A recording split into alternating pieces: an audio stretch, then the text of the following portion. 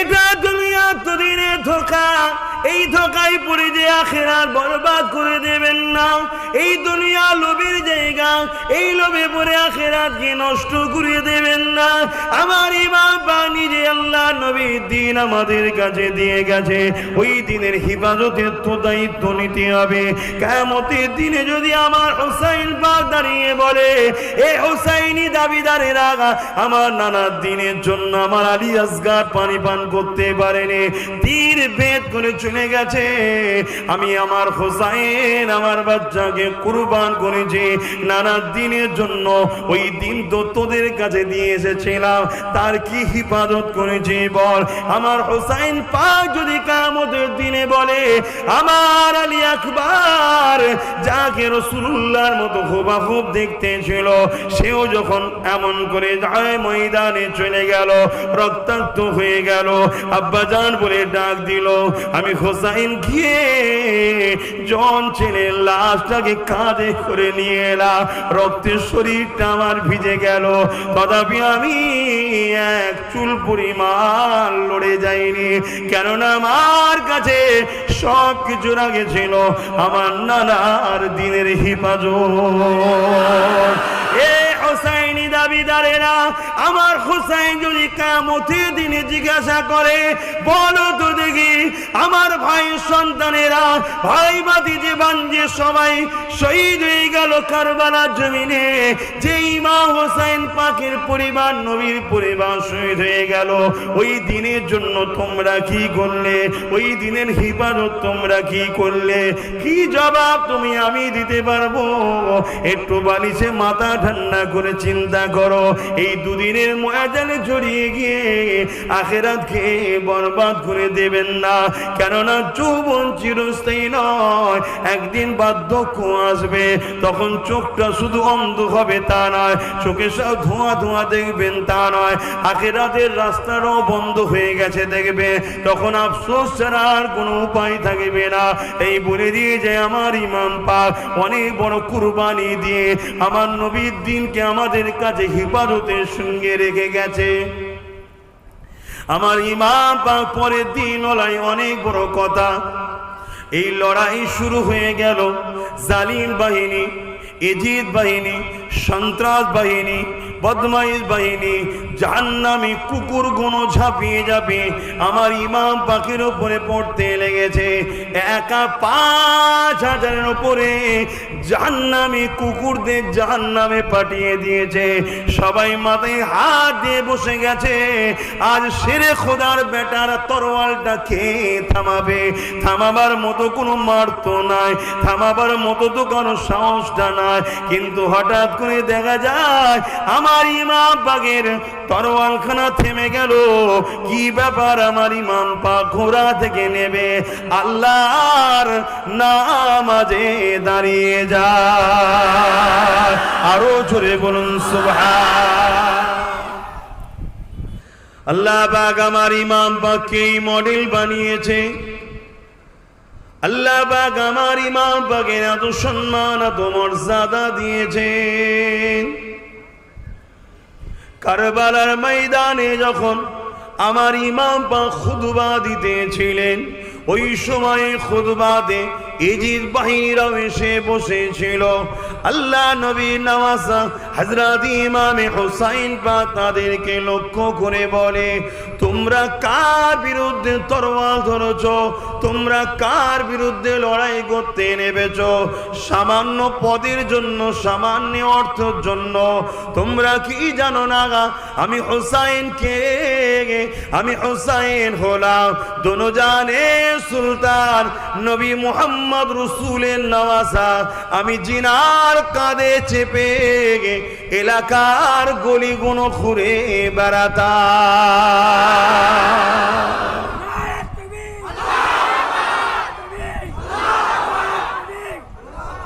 আমার রসুল যখন যেতেন কোনো কাজে, এক কাঁধে ইমাম হোসাইন পাক আর এক কাঁধে ইমাম হাসান পাককে বসিয়ে নিয়ে যেতেন। আল্লাহ নবী নওয়াজা হযরতে ইমামে হোসাইন পাক এইভাবে খুতবা দিতে দিতে বলে, এই জিদ বাহিনী তোমরা সামান্য ক্ষমতার জন্য, সামান্য অর্থের জন্য, সামান্য পদের জন্য আমি হুসাইনের বিরুদ্ধে লেগেছ। তোমরা কি জানো না আমার নানা জান যখন মদিনা নববীর মেম্বারে খুতবা দিত, আমি হাসান হুসাইন দুই ভাই যখন আগে আগে আসতাম, আমি হুসাইন তখন আরো ছোট ছিলাম, পা ঠিকভাবে পড়তো না, ছোট ছিলাম। না জানি আমার নানা জান খুতবাকে বন্ধ করে দিয়ে আমি হুসাইনের দিকে আগিয়ে এসে আমাকে কোলে করে তুলে নিয়ে যে আবার খুতবা শুরু করতে।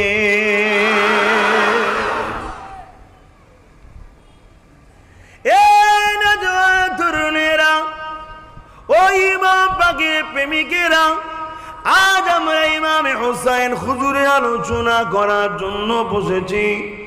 আল্লাহ পাক তেমন তো হাইসিয়াত দেয়নি যে ইমাম পাকের আলোচনা করে আপনাদেরকে শোনাতে পারবো। তথাপিও নিজেকে আহলে বায়াত হুসাইন পাকের গোলাম মনে করে মালিকের কথা বলতে শখ করছি। কেন আমরা অনেকে বলি, আমরা অনেকে জানি ইমাম পাকের প্রেম ভালোবাসা নিয়ে আমরা অনেকে বলি। তরুণেরা, আল্লাহ নবী নওয়াজা হযরত ইমাম হুসাইন পাক এমন সময় দেখা যায়, 1 তারিখের কথা, আল্লাহ নবী নামাজের মধ্যে সিজদায় পড়ে গেছে। আমার ইমাম হযরত হুসাইন হুজুরকে আমার রাসূলুল্লাহর পিঠে বসে দুদিকে পা দিয়ে বসে রয়েছে। আল্লাহ নবী নূর নবী সিজদাতে পড়ে রয়েছেন, আর সুবহান রাব্বিল আলা তাসবিহ পড়েন। সাহাবারা পিছনে ইক্তিদা করে, তিনারাও নবী পাকের পিছনে ইক্তিদা করে নামাজ পড়ে, তিনারাও সুবহান রাব্বিল আলা তাসবিহ পড়ে। দীর্ঘ সময় তাসবিহ পড়ে যাচ্ছে।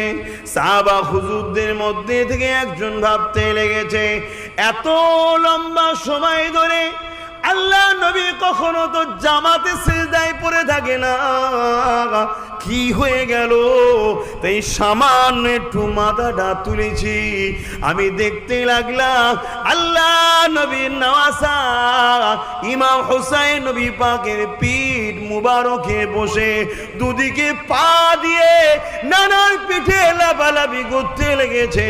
নবী পাক মাথা তুলছে না যাতে হুসাইন পড়ে না যায়। ওই সাহাবী বলতে লেগেছে, আমি আস্তে আস্তে হাত দিয়ে হুসাইন পাককে নামাবার জন্য হাত লম্বা করলাম। অবাক হয়ে গেলাম, আল্লাহ নবী এইভাবে বগলের ভেতর দিয়ে সিজদা অবস্থায় হাত দিয়ে, আমি সাহাবী আমাকে হাত ইশারা করে নিষেধ করে, অর্থাৎ বলে আমার হুসাইনকে পিঠ থেকে নামাবে না। আরো জোরে বলুন সুবহান।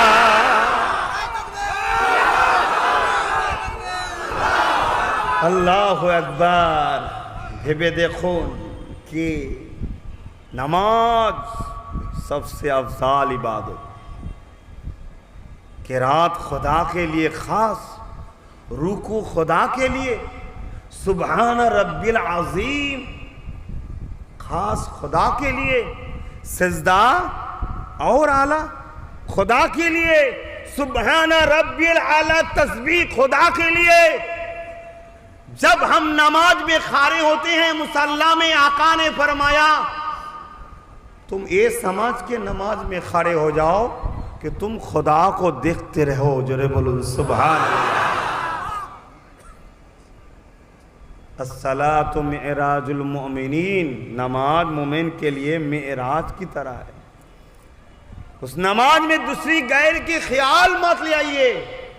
उस नमाज आका जब कर रहे हैं, सिजदा में गए, सुबहान रब्बिल आला, सुबहान रब्बिल आला, सुबहान रब्बिल आला, सर नहीं उठा रहे हैं क्योंकि मेरे पीठ में हुसैन बैठा हुआ है। हम सर अगर उठाए तो मेरा हुसैन गिर जाएंगे। चिंता करे देखुन হোসাইনের মাকাম আল্লাহ কত দিয়েছে। 1 তারিখে আমার রসুল হোসাইন পাককে कांधे করে নিয়ে, হাসান পাককে कांधे করে নিয়ে যাচ্ছে। किसी साहबा ने पूछे ये सवार बहुत अच्छा है, तो मेरी आका तुरंत जवाब दिए हैं, सिर्फ सवार को देख रहे हो, मैं मोहम्मद कह रहा हूँ सवारी भी अच्छा है। बोलिए सुभान अल्लाह। सवार जिसके ऊपर बैठते हैं। नबी तारीफ করলেন, নবী কিন্তু সঙ্গে সঙ্গে বললেন, শুধু যে আমার তারিফ করছো আমি ভালো তা নয়, আমি তো আলহামদুলিল্লাহ ভালো, শুধু আমার তারিফ করছো, আমার কাঁধে যে দুটো আছে আমি রসুল বলছি তারাও দামি। জোরে বলুন সুবহানাল্লাহ। সেই হোসাইনের আলোচনা করছেন। আমরা আলোচনা করি, দুঃখের সাথে বলি আজকে কিছু এজিদি মুসলমান আছে, চিনা জানা দরকার, তারা বলে খেয়ে দে কাজ নেই, হোসাইনের আলোচনা করে কি লাভ। ভাই লাভ লুসকান আমাদের বোঝা দরকার আছে।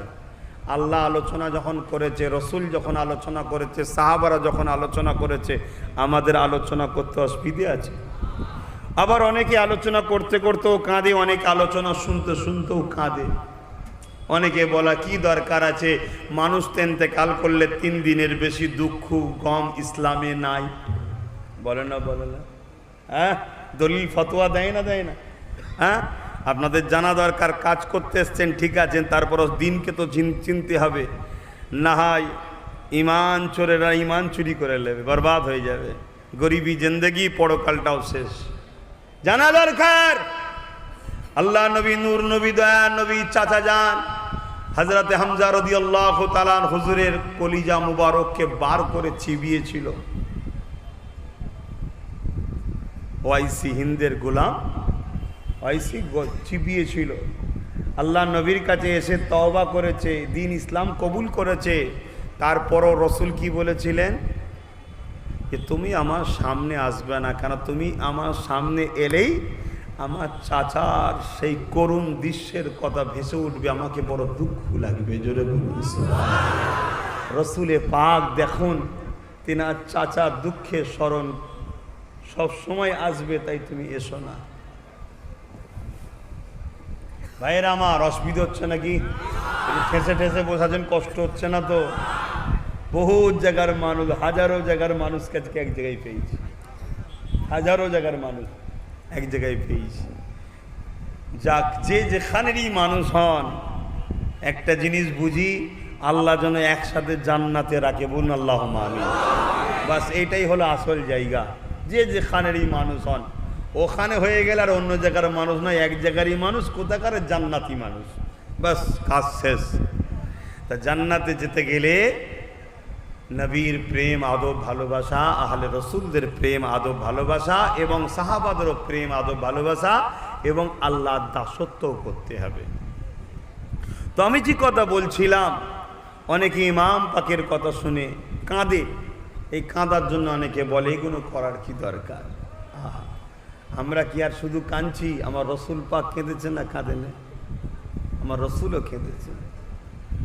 আল্লাহ নবী ইমাম পাককে কোলেলে বসাছেন, ছোট্ট কোলেলে বসা আছেন। হজরতে মিকাইল আলাইহিমুসসালাম বা ইসরাফিল আলাইহিস সালাম ইখতিলাফ এসছে, হুজুর এই ছেলেটাকে আপনি বড় ভালোবাসেন। আল্লাহ নবী বললেন হ্যাঁ। তো হুজুর জানেন আপনার উম্মতেরা একদিন এই করবে, তার মাটি আপনারা অনেকেই জানেন। এনে দিল। আল্লাহ নবী তখন কাঁদছে, যে চোখের পানি, ইমাম পাকের শরীর ভিজে যাচ্ছে। এই অবস্থায় রাসূলুল্লাহ বাইরে নিয়ে এলেন। সাহাবারা জিজ্ঞেস করছেন, হুজুর কেন এত কাঁদছেন? আল্লাহ নবী সাহাবাদেরকে বিবরণটা দিচ্ছে, ইমাম পাকের জন্য তো রাসূলুল্লাহও কেঁদেছে, আমরা কাঁদলে অসুবিধা আছে? ভালোবাসার মানুষ হলে তো কান্না স্বাভাবিক লাগবে, কেন আমাদেরকে ইমাম পাক বাঁচিয়ে দিয়ে গেছে, বাঁচিয়ে দিয়ে গেছে। আল্লাহ পাক আমার ইমাম পাককে কত সম্মান, কত মর্যাদা দিয়েছেন। তরুণেরা, 1 তারিখের কথা, আল্লাহ নবী, নবী দয়া নবী, নবী আমার এমন করে দেখা যায় হযরত ইমামে হাসান হোসেন 2 জন বাচ্চাকে নিয়ে কোলে করে নিয়ে বসে রয়েছে। হঠাৎ করে 2 ভাইকে বলে, তোমরা দুজনে কুস্তি লড়ো। বাচ্চাদের কুস্তি লড়াই হয়, দেখেন না? কুস্তি লড়ো, কে জেতে দেখি। নবীর কথায় ইমামে হাসান ইমামে হোসেন ছোট্ট ছোট্ট দুই ভাই কুস্তি লড়তে লেগেছে। কিন্তু আমার নবী পাক কুস্তি যখন চলতে লেগেছে, বারবার হুসাইন হযরত ইমামে হাসান পাককে পরামর্শ দিচ্ছে, এই হাসান, হুসাইনের কোমর ধরো, হুসাইনের হাত ধরো, এইভাবে জমিনে ফেলো। এইভাবে বারবার হাসান হুজুরের পক্ষ নিয়ে নবী আমার পরামর্শ দিচ্ছে। হযরতে খাতুনে জান্নাত বলে, আমি রান্নার কাজে ব্যস্ত ছিলাম, পর্দার আড়ালটা সরিয়ে দেখে অবাক হয়ে গেলাম আব্বা হাসানের পক্ষ সাপোর্ট করছে। আমি ওই সময় এসে বললাম, আব্বা, স্বাভাবিক ছেলেদের মধ্যে যারা ছোট হয় গার্জেনরা তো তারই পক্ষ নেয়। আমার মনে হয় আপনি হাসানকে বেশি ভালোবাসে, এই হাসানের পক্ষ নিতে লেগেছে। আহারে, কোন পরিবারের কথা শোনাচ্ছি! আল্লাহ নবী বলেছিলেন, এ খাতুনে জান্নাত বেটি, তুমি দেখতে পাচ্ছ না আমি তোমার রাসূলুল্লাহ সাইয়্যিদুল আম্বিয়া হাসানের পক্ষ নিয়েছি।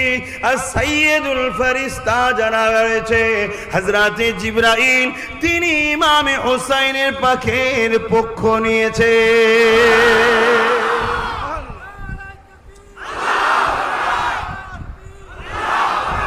আমার রসুল যেমন সমস্ত নবীদের সর্দার, তেমন ঠিক তেমনই সৈয়দুল মালায়েকা হযরতে জিবরাইল আলাইহিস সালাম, তিনি হোসাইন পাকের পক্ষ নিয়েছে, তিনি হোসাইন পাককে পরামর্শ দিচ্ছে। তাহলে যে পরিবারের বাচ্চাদের ঘরে ছোটবেলায় লালন পালন করে কে? একজন হলো দোনোজাহানের সুলতান, নবীদের নবী সৈয়দুল আম্বিয়া হযরত মুহাম্মদ আরবি সাল্লাল্লাহু আলাইহি সাল্লাম, আর একদিকে সমস্ত ফেরেশতাদের সর্দার হযরতে জিবরাইল আলাইহিস সালাম। তারা দুজন মিলে যে বাচ্চা দুটোকে লালন পালন করে বড় করছে, সে বাচ্চা দুটোর মাকাম কত বুঝতে আমাদের অসুবিধে হচ্ছে। কি গো, হুজুরের আলোচনায় হোক তো নাকি? আপনাদের বসতে যারা এখনো পাচ্ছেন না, অসুবিধে হচ্ছে বুঝতে পারছি, কিন্তু আপনারা যারা বসে গেছেন একটু হুজুরের আলোচনা হোক। কি বলছেন? সরাসরি দেন, কেন ইমাম পাকি তো আমাদের জান্নাতি যুবকদের সর্দার, তাই তো নাকি? আচ্ছা, জান্নাতে কি কোনো বুড়ো যাবে? বলুন, জান্নাতে কি কোনো বুড়ো যাবে? না। তার মানে যদি কেউ বুড়ো বয়সে ইন্তেকাল করে, জান্নাতে যাবার যখন সময় হবে তেনাকে আল্লাহ জান্নাতি বানান, কিন্তু তিনি যখন জান্নাতে যাবে তেনাকে আল্লাহ জন যুবক ইয়ং করে দেবে। কথা বুঝে আসছে? তাহলে এখানে একটা বুঝার ব্যাপার আছে। তাহলে জান্নাতে কোনো বুড়ো, সব বুড়ো যা তারা জন হয়ে যাবে। তাহলে এদিকে হাসান হোসেন জান্নাতি কাদের সর্দার? যুবকদের। জান্নাতে তো কোনো বুড়োই যাবে না, তাহলে হাসান হোসেন কাদের সর্দার? সমস্ত জান্নাতীদের সর্দার। জোরে বলুন সুবহানাল্লাহ। কি সম্মান আল্লাহ দিয়েছে! এই বাচ্চাদেরকে ভালোবাসুন, ইনাদেরকে পিয়ার করুন, ইনাদের কথা শুনে আনন্দ করুন, ইনাদের দুঃখে নিজেকে দুঃখিত করুন, ইনাদের হাসিতে নিজেদের ঘরে হাসান। দেখবেন আল মারউ মা মান আহাব্বা, বুখারীর হাদিস, যে যাকে দুনিয়ায় ভালোবাসে পরকালে সে তার সঙ্গী থাকবে। আমাদেরও হাসন নাসর ইনাদের সাথেই হবে। অবশ্যই নামাজের প্রয়োজন, নামাজ পড়ছেন পড়ুন, রোজা রাখতে হবে রাখছেন রাখুন, হজ মালদারদের করতে হবে করছেন করুন, দান খায়রাত করতে হবে করছেন করুন, সবই করতে হবে। কিন্তু এইগুলো দিয়ে কেউ সার্টিফিকেট দিতে পারবে না কবুল হয়েছে। এগুলোকে আমি বাদ দিতে বলছি না, ওটারও আলোচনা হয়। আমরা নামাজেরও আলোচনা করি, রোজারও আলোচনা করি, হজেরও আলোচনা করি, পর্দার আলোচনা করি, যাকাতের আলোচনা করি, সব আলোচনা করি। কিন্তু এইগুলো কমপ্লিট হচ্ছে, কবুল হচ্ছে কেউ বলতে পারবে না। কিন্তু প্রেম কখনো বৃথা যায় না, এটা একবার নয়, 1,00,000 বার নয়, শেষ নিঃশ্বাস পর্যন্ত বলবো প্রেমের রেজাল্ট হলো এক জায়গায় থাকার নাম। জোরে বলুন সুবহানাল্লাহ, আরো জোরে বলুন সুবহানাল্লাহ। অতএব আমার হুজুরদেরকে ভালোবাসুন, আমার ইমাম পাকদের পিয়ার করুন। আহা, কত কেন ভালোবাসবেন না? আল্লাহ ভালোবেসেছে। 1 তারিখে ইমাম পাকরা একটু কিছু লিখেছে। এখন যেমন কাগজ পেন আছে, সিলেট আছে, পেন্সিল আছে, তখন খাতা হোক বা চামড়া হোক বা পাথরের উপরে কিছু লিখেছে, লিখে আম্মার কাছে এসছে, আম্মা কার হাতের লিখা ভালো একটু বলুন। আম্মা দেখছে আমি কার পক্ষে লি, আর বাচ্চা দুটো আমার এমন, কারো একজনকে যদি পক্ষ লি আর একজন কষ্ট পাবে, এই বাচ্চাদেরকে কষ্ট আমি দিতে পারবো না যাদেরকে আল্লাহ ভালোবাসে। আম্মা যান বড় এ করে বললেন, যাও তোমার আব্বার কাছে যাও। হযরতে মাওলা আলী শেরে খোদা হুজুরের কাছে পাঠিয়ে দিলেন। আহা, হযরতে মাওলা আলী যিনি যত বড় বড়ই মসলা হোক, যত বড় বড় কঠিন সমস্যা হোক, এক মুহূর্তের মধ্যে সমাধান করে দিতেন। জোরে বলুন সুবহানাল্লাহ। সেই মাওলা আলীর কাছে শেরে খোদার কাছে বাচ্চা দুটো এসছে, আব্বা যান কার হাতের লিখা ভালো একটু বলেন। মাওলা আলী মুখের দিকে তাকাচ্ছে, উত্তর আর নেই। ভাবছেন বললেই তো হয় তোরটা ভালো তোরটা খারাপ, বাপ তো তিনি তো বাপ, বিয়াদবি হবে নাকি? না, এ বাচ্চার মাকাম আলাদা। তিনি বড় আবার বুদ্ধি করে বললেন, যাও সব থেকে বড় ফাইসাল্লা যিনি দিতে পারেন তিনি হলেন দোনোজাহানের সুলতান নবী মোহাম্মদ রসুল, তোমার নানা তিনার কাছে যাও। জোরে বলুন সুবহানাল্লাহ। যাও, আমার রসুলুল্লাহর কাছে দুজন নাতি চলে নানা নানা করে এসে গেছে হুজুরের কাছে। কি খবর? হুজুর অন্য সাহাবাদের নিয়ে ব্যস্ত। নবী যখনই ইমাম পাকরা আসতেন, যত ব্যস্ত থাকতো, যেই দরবারে থাকতো, সবাইকে ভুলে যেতেন। ইমাম হাসান হোসাইনকে হুজুর আমার আগে যে বুকে করে জড়িয়ে ধরে নিয়েছে, দুই কোলে বসতেন, বসে তাদের সঙ্গে কথা বলতেন। তারপরে তারা খুশি হয়ে চলে যাওয়ার পর আবার সে আগের কথা যেত। এত ভালোবাসতেন। 1 তারিখের কথাটা মনে রাখবেন। হজরতে জিবরাইল এসছে, এক কোলে হজরতে হোসাইন হুজুর বসে আছেন, আর এক কোলে হজরতে ইব্রাহিম হুজুর বসে আছেন। হজরত ইব্রাহিম হুজুরটা কে? যিনি আমার রসুল্লাহ নিজের খুনের সন্তান। কথা বুঝে আসছে? আর হজরত হোসাইন হুজুর খাতুনে জান্নাত মাওলা আলী হুজুরের খুনের সন্তান। কথা বুঝে আসছে? দুজন বসে আছে। जिब्राइल ऐसे बोले खुदा का मनसा है किसी एक को आप रख सकते हैं, एक साथ दोनों को नहीं रख सकते। आप किसको चुनेंगे? आपका मर्जी है, हुसैन को या इब्राहिम को। আমার নবী নূরের চোখ দিয়ে পানি ঝরতে লেগেছে। একবার ইসমাইল ইব্রাহিম হুজুরের দিকে তাকান, আর একবার হজরত হোসাইন হুজুরের দিকে তাকান। তাকিয়ে বলল, জিब्राइल मैंने इरादा कर लिए है, मैं इब्राहिम को हुसैन के ऊपर कुर्बान कर रहा हूँ। जरे बोलून सुभान अल्लाह। তাই প্রায় বলতেন, হোসাইন তোমার উপরে আমার ইব্রাহিম কুরবানি হয়েছে। জোরে বলুন সুবহান আল্লাহ। ভেবে দেখো, নিজের বাচ্চা, সেই বাচ্চাকে হোসাইন পাকের জন্য নবী কুরবানি করেছে। আর আমরা সামান্য সময় কুরবানি করব, একটু পয়সা কুরবানি করব, একটু আলোচনার সময় খরচ করব, একটু লাইট লাগিয়ে হোসাইন হোসাইন করব। কত সমস্যা, কত ডিস্টার্ব। ভাইয়ের আমার, পারমিশনের ব্যাপার থাকে, সময়ের ব্যাপার থাকে, হু করে চলে যাচ্ছে।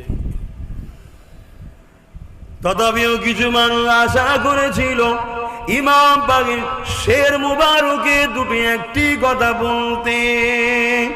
তাই কারবালার একেবারে ময়দানে এসে গিয়ে ইমাম পাকের শের মুবারককে নিয়ে দুটো একটা কথা বলবো। এ নওজওয়ানেরা, হযরত ইমামে হোসেন পাক যখন কারবালার ময়দানে চলে গেলেন, অনেক বড় কথা তাবু তৈরি করলেন। সারা রাত ওই তাবুর মধ্যে নামাজ কোরআন তেলাওয়াত হতে লেগেছে, এমনকি তাহাজ্জুদের নামাজ পর্যন্ত বন্ধ না। হোসাইনি দাবি করব, নামাজ পড়ব না ইচ্ছা করে, মনে হয় কিয়ামতের দিনে লজ্জায় মুখ দেখানো যাবে না। আমার ইমাম পাকের তাবুতে সারা রাত কোরআন তেলাওয়াত ছিল, নামাজ ছিল, দোয়া ছিল।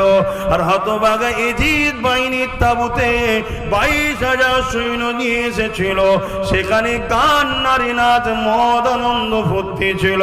তাহলে আজকে দিনে আমরা যারা হোসাইনি হব, আমাদের রাতটা কাটবে নামাজে রোজাতে, আমাদের রাতটা কাটবে নামাজে কোরআন তেলাওয়াত দোয়াতে।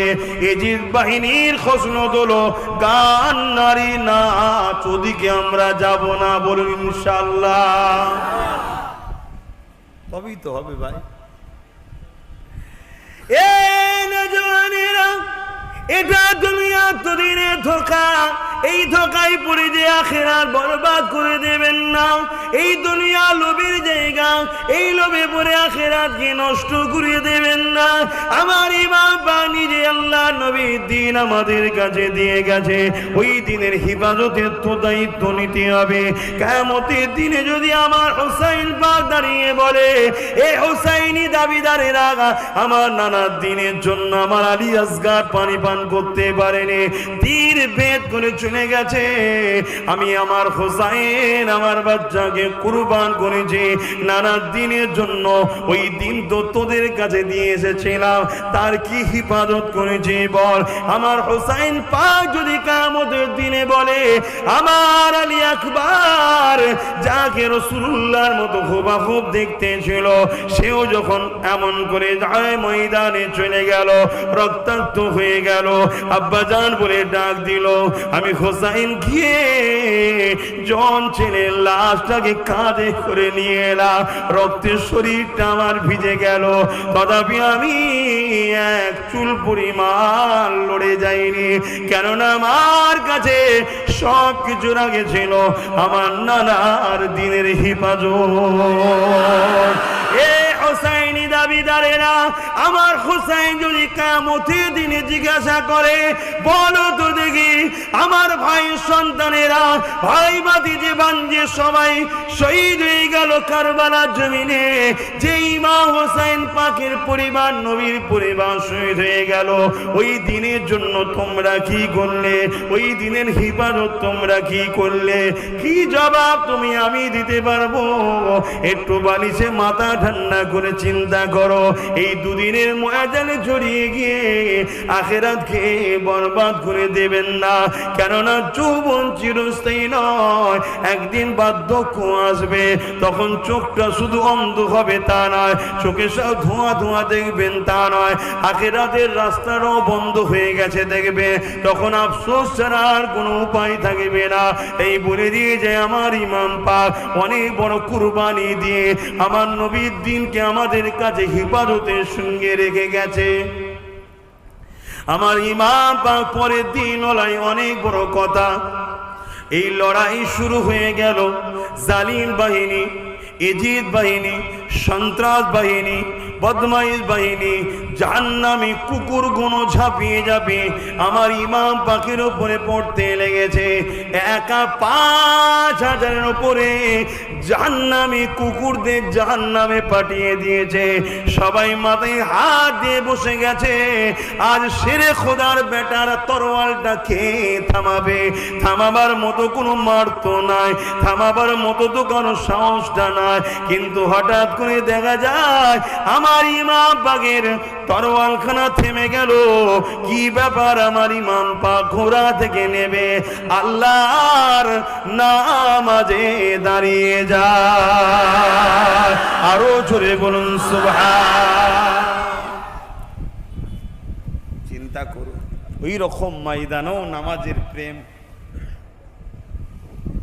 ক্ষমতা ছিল না যদি নামাজ অবস্থায় ইমাম পাককে যদি শহীদ না করতো। কে মায়ের এমন লাল আছে হোসাইনের শের মুবারক কাটবে? কারো ক্ষমতা আছে নাকি? এ শেরে খোদা আলীর বেটা, খাতুনে জান্নাতের সন্তান, আল্লাহ রসুলের ঠোঁট চুষে বড় হয়েছে, এনার শরীর থেকে মুন্ডুকি আলাদা করবে, কিন্তু একটা ওয়াদা আছে নানার সাথে, তোর বিনিময়ে আমার কোটি কোটি উম্মতকে আমি জান্নাতি বানাবো। জোরে বলুন। আর সেই উম্মত নবীর দিনের জন্য কি করছে আমি জানি না, তো ভাববেন। আমাদের কাজ তো ভাবিয়ে দিয়ে যাওয়া, জোর করে তার দিন প্রচার হয় না, ভালোবাসাই প্রচার হয়। তরুণেরা, আমার নবী পাকের প্রেমিকেরা, ও হুসাইনি দাবিদারেরা, আমার ইমাম বাসেদা যখন পড়ে গেছে, এই সুযোগটাকে কাজে নিয়ে এজিদ বাহিনী ইমাম পাকের উপরে চড়াও হয়ে গিয়ে হুজুরের দেহ মুবারক থেকে শের মোবারকটাকে জুদা করে দিল। ইন্না লিল্লাহি ওয়া ইন্না ইলাইহি রাজিউন। আহারে, যে বাচ্চা নবীর কোলে বড় হয়েছে, যে বাচ্চা নবীর কাঁধে ঘুরে বড় হয়েছে, যে বাচ্চাকে আল্লাহ এত ভালোবাসে, বলতে গিয়ে রয়ে গিয়েছিলাম হাতের লেখার কথা মনে আছে। আল্লাহ নবী বলেছিলেন, ইমাম হাসান হোসেন, তোমার ফাইসালা আমি তোমার নানা দিলাম না, তোমাদের ফাইসালাটা আল্লাহ পাকের কাছে দিয়ে দিলাম। যে রাসূলুল্লাহ দোনো জাহানের সুলতান, সমস্ত সমস্যার সমাধান করে। ভালোবাসার নাতি দুটোর মধ্যে কার পক্ষ নেবে, এই উত্তর আল্লাহর দিকে টেনে দিল। আমার আল্লাহ জিবরাইলকে পাঠিয়ে দিল, এ জিবরাইল দুনিয়া জমিনে চলে যা, আমার হাবিবকে যে জানিয়ে দে, দুজনে যেন তার লিখা সামানটাকে এমন করে আকাশের দিকে তুলে রাখে, আর জান্নাত থেকে একটা ফল ফেলা হবে, যার ওই লিখার উপরে ফলটা পড়বে সে হলো ফার্স্ট হবে। এই কথাটা জিবরাইল এসে জানিয়ে দিল। এমন করে দুটো বাচ্চা লিখাটাকে নিয়ে দাঁড়িয়ে আছে। এই খবর চতুর্দিকে হয়ে গেছে। বহু মানুষ কৌতূহল দেখার জন্য বড় আগ্রহ হয়ে আছে। আর দুটো নূরের ঘরে নূরের বাচ্চা দুটো দাঁড়িয়ে রয়েছে। কি হবে, কি হবে, কি হবে? এমন সময় দেখা যায় ওপর থেকে ফল তো পড়লো ঠিকই, কিন্তু গোটা নয়, আর্ধেক আর্ধেক হয়ে দুজনের লেখাই পড়লো। আরো জোরে বলুন সুবহানাল্লাহ। ইয়া হুসাইন, ইয়া হাসান, আহলে রাসূল, জিকরে হুসাইন, জিকরে হাসান, নারে তাকবীর। ভালোবাসেন তাদেরকে, তারা যেটা রেখে গেছে সেটাকে বাড়াতে যদি নাও পারেন, যত্ন তো করেন, যত্ন তো করেন। আমরা তো যত্ন তো দূরের কথা, মিটাবার জন্য লেগে গেছি। হায় হায় হায় হায়। তরুণীরা, বাবেরা, আমার ইমাম পাক দেখা যায় এমন করে যখন সিজদায় পড়েছে জালিমেরা, ওই সময় দেহ থেকে শের মোবারককে জুদা করে দিল। ওই শের মোবারককে নিজার উপরে রেখে দিল। সমস্ত সৈন্যরা বলতে লেগেছে, হায় হায়, অবাক ব্যাপার, অবাক ব্যাপার। যে মাথা আল্লাহর কাছে নত হয়, সে মাথা কখনো কারো কাছে নত হয় না। তার প্রমাণ দেখিলাম, ধর থেকে কল্লা আলাদা হয়েছে ঠিকই, কিন্তু ইমাম পাকের শের মোবারকটা নিজার ওপরে, সবার ওপরে রয়েছে। আমার ইমাম পাকের শের মোবারককে যখন দামেস্কের দিকে নিয়ে যাওয়া হয়, রাস্তায় অনেক ঘটনা ঘটেছে। ইমাম পাকের জবান মোবারক থেকে, কাটা শের মোবারক থেকে পুরো রাস্তাটায় কোরআনের তেলাওয়াত জারি ছিল। আর হোসাইনি দাবি করে, বছরে একবারও কোরআন পড়লাম না। নিজের বিবেককে আয়নার সামনে জিজ্ঞাসা করবে, কি ভুলের মধ্যে আমরা চলে গেলাম। আসেন পরিবর্তন হবার চেষ্টা করে। এই রাস্তা সফরেতে একটা ঘটনা আপনাদেরকে জানায়। আমার হোসাইন পাকের ঘরে একজন কাজ করত, যিনি বয়স্ক মহিলা ছিলেন। ইমাম পাক তাকে আজাদ করে দিয়েছিলেন, জান খাতুন আপনাকে ছেড়ে দিলাম, আজাদ করে দিলাম। ওই মহিলা বলেছিল, হে হুসাইন রে, আমি আপনাদেরকে ছেড়ে যেতে চাই না, আমি আপনাদেরকে ভালোবেসেই থাকতে চাই, এখান থেকে চলে যেতে আমরা চাই না। কিন্তু ইমাম পাক তিনাকে বারবার বলেছেন, না, আপনি যান, আপনি চলে যান। ওই সময় মহিলা যাওয়ার সময় বলেছিল, এই ইমাম পাক, আমার জীবনের একটা আশা, আমার বাড়িতে আপনি একদিন হাজির হবে। ইমাম পাক বলেছিলেন, জান, যাব, তবে একটা কথা বলি, হয়তো আমি যাব, আপনি চিনতে পারবেন না। এই কথাটা বলে ইমাম পাক তিনাকে ছেড়ে দিলেন। ঘর মহিলা বানাতে লাগলো, ঘর হয়ে গেল। ইন্তেজার চিঠি করে দিয়েছে, ইমাম পাক ঘর হয়ে গেছে, আপনি তশরিফ আনে। মহিলা ইন্তেজারে রয়েছে, ওই মাটা খাতুনটা ইন্তেজারের মধ্যে রয়েছে। ঠিক এমন সময় ঘোষণা হয়েছে কুফার জমিনে আমার ইমাম পাক যেতে লেগেছে। ওই মহিলা ভাবতে লেগেছে আমারই উপর দিয়ে যাবে, তাহলে আমার বাড়িতে ইমাম পাক কথা দিয়েছে একবার আসবে, তাহলে অবশ্যই আসবে। রওনা দিয়ে দিল কাফেলাদের নিয়ে, অনেক বড় কথা। এদিকে শের মুবারক নিজার উপরে নিয়ে যাওয়া হতে লেগেছে। ঠিক এমনই সময় ওই খাতুনের বাড়ির গোড়ায় গিয়ে ওই কাফেলা এজিদ বাহিনী দাঁড়িয়েছে। অনেক মহিলা বন্দির মধ্যে রয়েছে। তারা কারা? আমার নবীর বংশের খাতুন। ভেবে দেখুন, সামান্য বিপদ এলে জালিমদের সঙ্গে সওদা করতে নেমে যায়, অথচ নবীর বংশধরেরা সত্যের জন্য, হকের জন্য বন্দী হওয়াকে পছন্দ করেছে। তথাপিও ন্যায়ের বিরুদ্ধে কখনো চলে যায়নি তিনারা। এই যুবকেরা ওই সময় মহিলাকে সৈন্যদের মধ্যে থেকে একজন যে বলল, এ বুড়ি মহিলা, তোমার বাড়িটা বড় সুন্দর বড় বাড়ি, এমন করে দামেস্কের দিকে এই এজিদ বাহিনীর সৈন্যগুলো যাবে, এই রাতটা তোমার বাড়িতে তারা ইন্তজার করতে চায়। ওই মহিলা বলল, অসুবিধে কাছে কি আছে? দরজা খুলে দেওয়া হলো। সবাই থাকতে লাগলো, কিন্তু বলতে লাগলো, এই যে শের মুবারক রয়েছে আর মহিলাগুলো বন্দী আছে, এদেরকে কখনো থাকতে দেওয়া হবে না। কিন্তু মহিলা বলল, না, আমার ঘর অনেক বড় রয়েছে, তিনারাও যদি থাকে অসুবিধা কি আছে, তিনাদের ঘরে আসতে দাও। এইভাবে খানা সেবা হতে লেগেছে, খানা খাওয়াতে লেগেছে। এই খানা খাওয়াতে এত সুন্দর ব্যবহারটা দেখে ওই সময় আল্লাহ নবীর ঘরের খাতুনরা জিজ্ঞাসা করতে লেগেছে, মারে, এই বিপদে তুমি দোয়া করে, কি দোয়া তোমার জন্য করব? ওই সময় বলেছিলেন, আমার ইমাম পাক আসছে, তিনার ইন্তজারে আছি, তিনি আসবে, আমার বাড়ি অপেক্ষাতে আছি। ওই সময় হযরতে যায়েনব হুজুর বলেছিলেন, মা, অবশ্যই ইমাম বলেছে যখন এসেছে। আর ইমাম এটাও বলেছিল, মারে, আমি যখন যাব তুমি আমাকে চিনতে পারবে না। মারে, ইমাম এসেছে, কোথায় এসেছে? ওই যে শের মুবারকটা দেখছো, ওটাই হলো তোমার ইমাম হোসাইনের শের মুবারক। এই কথাটা শুনে মহিলা কাঁদতে কাঁদতে ফিট হয়ে যায়, আবার হুঁশ ফিরে, আবার দেখে, আবার অজ্ঞান হয়ে যায়। এইভাবে কয়েকবার হতে হতে এই অবস্থাতে ওই মহিলা মুখ দিয়ে বলতে লেগেছে, আল্লাহ, যেখানে আমার হোসাইনকে পেলাম না, এই দুনিয়ায় আর আমারও থাকার শান্তি কোথায়? এই বলে ওই মহিলা ওই অবস্থাতে ইন্তেকাল হয়ে যায়। মোহাব্বত কাকে বলে দেখো, হুসাইনের মোহাব্বত কাকে বলে দেখো। এই যুবকেরা এইভাবে শের মুবারককে আরো এগিয়ে নিয়ে যাওয়া হয়। যেতে যেতে রাস্তায় একটা রাহেবের দরবারে হাজির হয়। ইহুদি ধর্মগুরুকে রাহেব বলা হয়, বুঝতে পারছেন মাইকে? ইহুদি ধর্মগুরুকে রাহেব বলা হয়। রাহেবের কাছে যে বলছে, আজ রাত তোমার এখানে থাকবো। রাহেব শের মুবারক দিকে তাকিয়ে আছে, হাই রে কপাল ফাটা মুনাফিক মুসলমান, আজও কিছু আছে, তারা আজকের দিনও আহলে রসুলের পরিবারদের উপর জুলুম করছে। শের মুবারকের দিকে তাকিয়ে আছে, বলছে থাকতে দেবো, নজরানাও দেবো। ওই শের মুবারকটাকে কি এক রাত আমার কাছে রাখা যাবে?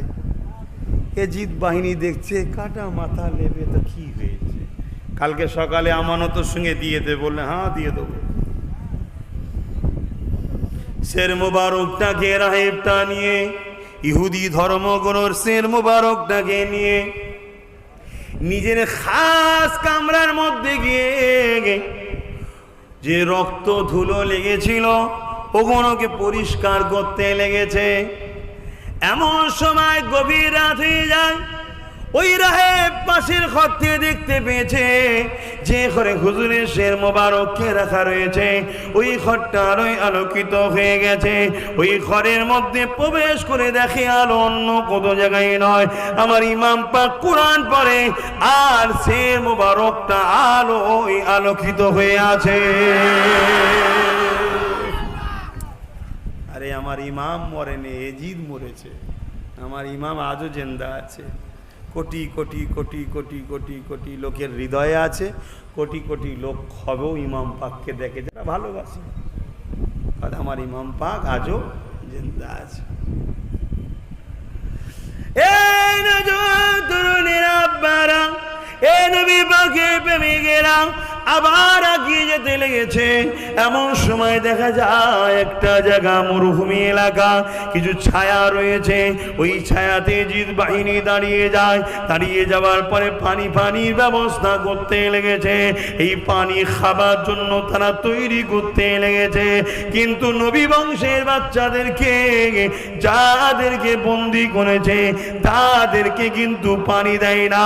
ওই বংশবন্দির মধ্যে একটা পুরুষ সন্তান ছিল, একজনই ছিল, যার নাম হচ্ছে আলী আসাদ, যিনি কিনা হযরত ইমামে হুসাইন পাকের মেজো সাহেবজাদা, যিনাকে আমরা জাইনুল আবেদিন হুজুর বলে চিনি, তিনি কিন্তু ওই বন্দির মধ্যে ছিলেন।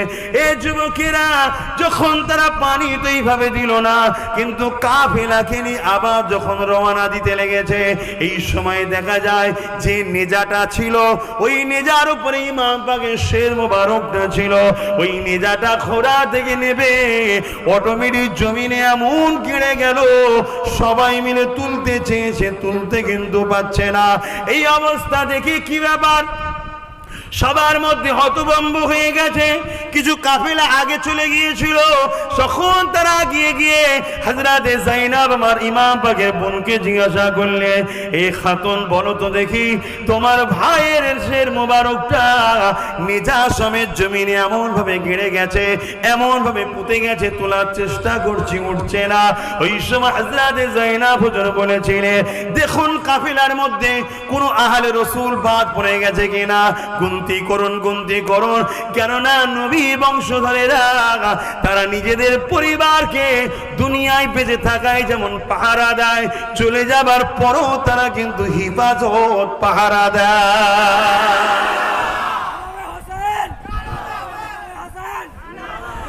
এই যুবকেরা, তরুণেরা, এইভাবে যখন হুজুরের শের মোবারককে নিয়ে গিয়ে আগে যাওয়া হতে লাগলো, এইভাবে যখন কাফেলাটাকে গণনা করা হতে লেগেছে, ওই গণনার মধ্যে দেখা যায় আমার ইমাম পাকের বুকের উপরে যে বাচ্চা ঘুমাতেন হযরত সুকাইনা হুজুরের ছোট্ট বেটিটা, ওই বেটিটাকে কিন্তু কাফেলার মধ্যে দেখা যাচ্ছে না। কোথায় গেল? হযরত যায়েনব খুঁজতে লেগেছে, এদিকে কিছুটা অন্ধকার নেমে এসেছে। এমন সময় খুঁজতে খুঁজতে দেখে এক গাছতলাতে একজন বোরখা পরা খাতুন হযরত যায়েনবকে কোলে শুইয়ে রেখেছে। তার মুখে চুমা দেয়, কখনো কখনো মাথায় হাত বোলায়, কখনো চুমা দেয়, কখনো মাথায় হাত বোলায়।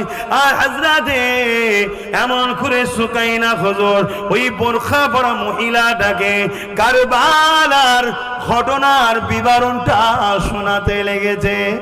আমার আব্বাকে এইভাবে তারা শহীদ করেছে, আমার ভাইদের কিভাবে করেছে, আমার পরিবার দিগকে এইভাবে শহীদ করেছে, আহলে রাসূলদের কিভাবে শহীদ করেছে।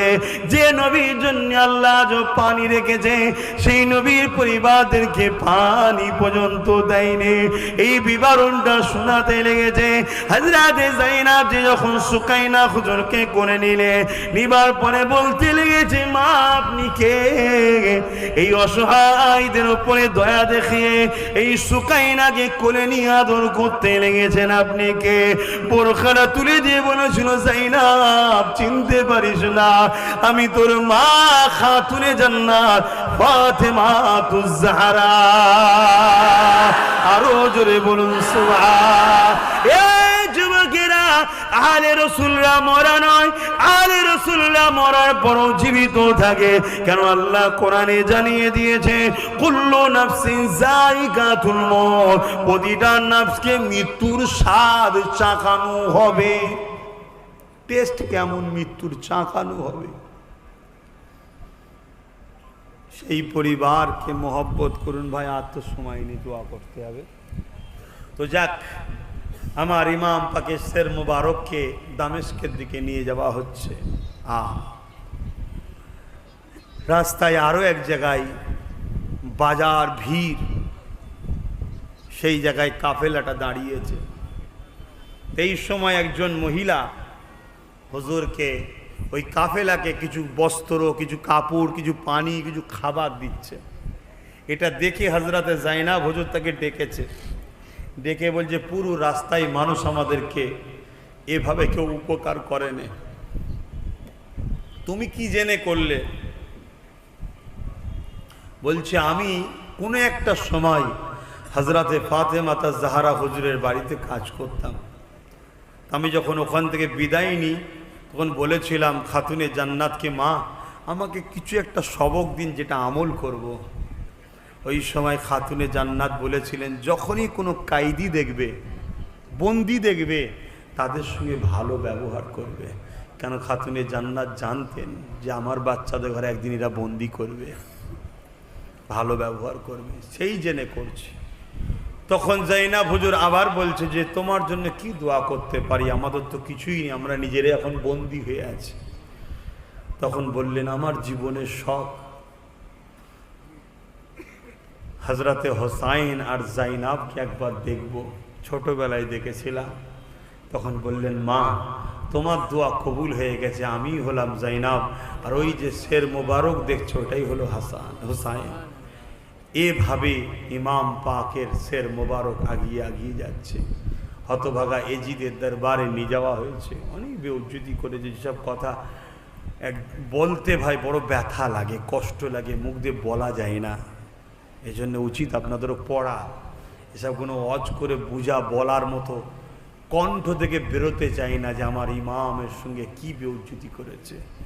এই ঠোঁট মুবারক, যে ঠোঁটে আমার রাসূলুল্লাহ চুমা দিত, যে ঠোঁটে রাসূলুল্লাহ জিভ মুবারক দিয়েছে, হতভাগা এজিদ ওই ঠোঁটে ছড়িয়ে মেরেছে। এগুলো কি বলা যায় ভাই? এগুলো কি বলতে কণ্ঠ দিয়ে আওয়াজ বেরোয়? এগুলো পড়বেন, আপনারা পড়ে দেখবেন যে এজিদ কি করেছে। এজিদকে বাঁচাবার জন্য আজ একদল মানুষ চেষ্টা করছে, কোনোদিন পারবে না। এজিদ একটা জাহান্নামের কুকুর ছাড়ার কিছু নয়, এবং তার পক্ষে যারা ছিল সব কথা বুঝে আসছে। পরবর্তীতে এজিদের কি দশা হয়েছিল সেটা আপনারা জানেন কি? জানেন আপনারা? একটু এই বিষয়টা আপনাদের জানানো দরকার আছে, এটাই বলে দিচ্ছি। এজিদ বেশি দিন রাজত্ব করতে হয়নি, বেশি দিন রাজত্ব করতে হয়নি। তারপরেই এজিদের একটা বিমার ধরল, যে বিমারটায় শরীরের মধ্যে জ্বলন হয়, কোনো শেফা, চিকিৎসা, হাকিম, বৈদ্য কিছু দিয়ে পাওয়া যায় না। এজিদের রাজ দরবারে যারা থাকে তারা এজিদকে কি করে এই থেকে রক্ষা করবে? কোনো খাদ্য দিলে জ্বালা আরো বাড়ে। তাই এজিদকে কোনো রকম এই কষ্ট থেকে বাঁচাবার জন্য তারা রোজ নতুন নতুন করে নাড়ি এনে দিত, যাতে এজিদ এই ফুর্তির মধ্যে থেকে ভুলে থাকতে পারে। কিন্তু এজিদের জ্বালা নারীর দিকেও তাকাবার মতো ইচ্ছা দিত না, এত জ্বলত।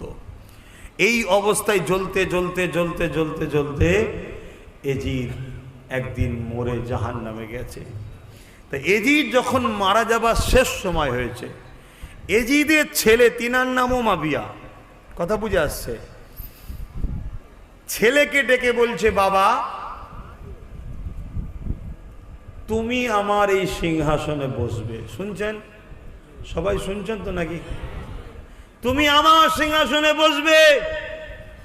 এজিদের সামনে এজিদের সন্তান ওই সিংহাসনে থু দিয়ে বলছে ওই সিংহাসনে আমি বসবো না, যে সিংহাসনকে লিবার জন্য হোসাইন পাকের খুন লেগে আছে, ওই সিংহাসনে আমি থু দিলাম, ওই সিংহাসন আমি নেব না। জোরে বলুন আরো জোরে বলুন সুবহানাল্লাহ।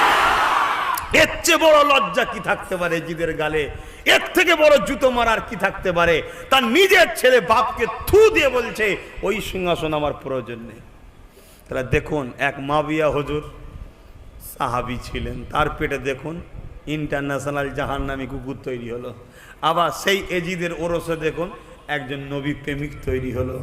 অতএব আল্লাহ যে আপনাদেরকে হিদায়েত করেছে, এর শুকরিয়া আদায় করে শেষ করতে পারবেন না। আল্লাহর কাছে রোজ শুকরিয়া আদায় করুন, আল্লাহ আমাদেরকে দিন ইসলামের জিন্দেগি দেন, ইমানের সঙ্গে মরণটা নসিব করবেন। বলুন আল্লাহুম্মা আমিন। এবং মুখতার যখন ক্ষমতায় আছে, এজিদ বাহিনী যত ছিল সব ভাইকে খুঁজেছে, খুঁজে খুঁজে খুঁজে খুঁজে খুঁজে খুঁজে একটা কাউকে বাদ দেয়নি, সব ভাইকে জাহান্নামে পাঠিয়েছে। কথা বুঝে, সেটা বেশি দিনের জন্য নয়।